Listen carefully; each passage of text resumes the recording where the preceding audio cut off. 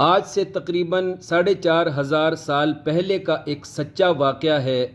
حضرت ابراہیم کے دو مشہور بیٹے تھے، نمبر 1 حضرت اسماعیل اور دوسرے حضرت اسحاق۔ دونوں بھائی الگ الگ ماں سے پیدا ہوئے تھے۔ بڑے بھائی حضرت اسماعیل نے اپنی زندگی مکۃ المکرمہ میں گزاری، جبکہ چھوٹے بھائی حضرت اسحاق نے اپنی زندگی اسرائیل و فلسطین میں گزاری۔ عیسائی اور یہودی لوگ حضرت اسحاق کی بہت عزت کرتے ہیں، لیکن حضرت اسماعیل کی بالکل عزت نہیں کرتے۔ اس کی صرف ایک وجہ ہے کہ حضرت اسماعیل کی نسل میں ہمارے نبی، آخری نبی حضرت محمد صلی اللہ علیہ وسلم پیدا ہوئے۔ عزیزان محترم، تفسیر جلالین میں حضرت اسحاق کی پیدائش کا قصہ بہت دلچسپ لکھا ہے۔ جس وقت حضرت اسحاق پیدا ہونے والے تھے، اس وقت حضرت ابراہیم کی عمر 120 سال تھی اور حضرت اسحاق کی والدہ حضرت سارہ کی عمر 92 سال تھی۔ یعنی حضرت اسحاق کے والدین بہت بوڑھے ہو چکے تھے۔ اس سخت بڑھاپے کی حالت میں دونوں میاں بیوی کو اپنے آپ سے اولاد پیدا ہونے کی کوئی امید نہ تھی، لیکن اللہ پاک ہر چاہت پر قادر ہے، جس کو جس حالت میں جو دینا چاہے اللہ پاک دے سکتا ہے۔ ایک دن اللہ پاک نے حضرت ابراہیم اور ان کی بوڑھی بیوی حضرت سارہ کے پاس بیٹا پیدا ہونے کی خوشخبری سنانے کے لیے فرشتے بھیج دیے۔ خوشخبری سنانے والے فرشتے حسین امرد لڑکوں کی شکل میں حضرت ابراہیم کے گھر آئے، اور فرشتوں نے ملاقات کے وقت یہ نہیں بتایا کہ ہم فرشتے ہیں، چونکہ فرشتے انسانی شکل میں آئے تھے اور حضرت ابراہیم بہت مہمان نواز تھے، مہمان کے بغیر کھانا نہ تناول کرتے تھے۔ اس لیے حضرت ابراہیم مہمانوں سے نہیں پوچھتے تھے کہ آپ کیا کھانا پسند کریں گے۔ یہ حضرت ابراہیم کی سنت ہے۔ حضرت ابراہیم مہمانوں سے نہیں پوچھتے تھے کہ آپ کیا کھانا پسند کریں گے، بلکہ گھر میں جو بہترین چیز ہوتی تھی مہمانوں سے پوچھے بغیر حضرت ابراہیم وہ بہترین چیز خود اٹھا کر لاتے اور مہمانوں کے سامنے پیش کر دیا کرتے تھے۔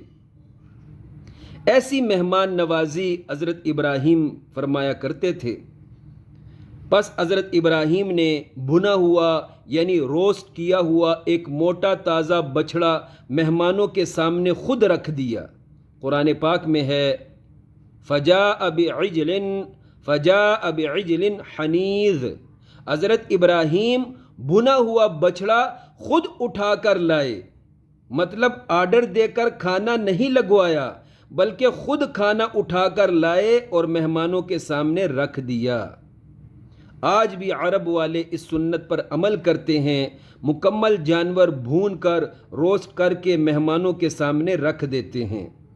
عزیزان محترم، حسین و جمیل مہمانوں کے سامنے اتنا لذیذ خوشبودار بھنا ہوا بچھڑا پڑا ہوا تھا، لیکن مہمان کھا نہیں رہے تھے۔ یہ منظر دیکھ کر حضرت ابراہیم پریشان ہو گئے۔ تب وہ حسین مہمان بولے، اے ابراہیم، آپ ہماری وجہ سے مت پریشان ہو، ہم فرشتے ہیں اور ہم کھاتے نہیں۔ یہاں یہ سوال بنتا ہے کہ جب فرشتوں نے کھانا نہیں تھا تو بچھڑا روسٹ کرنے سے منع کیوں نہیں کیا؟ جواب یہ ہے، حضرت ابراہیم علیہ السلام چونکہ بہت زیادہ مہمان نواز تھے، مہمان کے بغیر دسترخوان نہیں لگاتے تھے، مہمان کے بغیر دسترخوان پہ نہیں بیٹھتے تھے، مہمان کے بغیر کچھ بھی نہ تناول کرتے تھے، اس لیے فرشتوں نے خرچہ کرنے دیا تاکہ ابراہیم اور ان کی فیملی بعد میں خود کھا لے۔ حضرت ابراہیم اور فرشتوں کی یہ ساری گفتگو حضرت سارہ پردے کے پیچھے سے سن رہی تھی۔ وہ پردے کے پیچھے سے بے اختیار ہنس پڑی۔ عزیزان محترم، لگتا ہے اس ہنسنے کی وجہ یہ ہوگی کہ اس وقت حضرت سارہ کے ذہن میں یہ بات آئی ہوگی کہ جن مہمانوں کی خاطر تواضع کے لیے ہماری دوڑیں لگی ہوئی تھی وہ صاحبان تو فرشتے ہیں۔ تب ان کو بے اختیار ہنسی آئی ہوگی۔ اس ہنسی کے موقع پر فرشتوں نے حضرت سارہ کو مخاطب کر کے کہا، محترمہ، ہم آپ کو اسحاق نامی بیٹے کی خوشخبری سنانے آئے ہیں۔ تجھ سے عنقریب بیٹا پیدا ہوگا، اس کا نام اسحاق ہوگا۔ حضرت سارہ نے حیران ہو کر جواباً کہا، یہ کیسی عجیب و غریب خوشخبری ہے کہ اب اس سخت بڑھاپے کی حالت میں بچہ جنوں گی؟ یہ تو بہت زیادہ تعجب کی بات ہوگی۔ فرشتے بولے، محترمہ، اس طرح کے قابل تعجب معاملات، اس طرح کی خصوصی رحمتیں، اس طرح کی خصوصی برکتیں یہ خاندان ابراہیم پہ پہلی دفعہ نہیں ہو رہی، بلکہ اس سے پہلے بھی کئی مرتبہ اس طرح کی خصوصی نوازشات ہو چکی ہیں۔ اور پھر 92 سالہ اس بوڑھی خاتون حضرت سارہ سے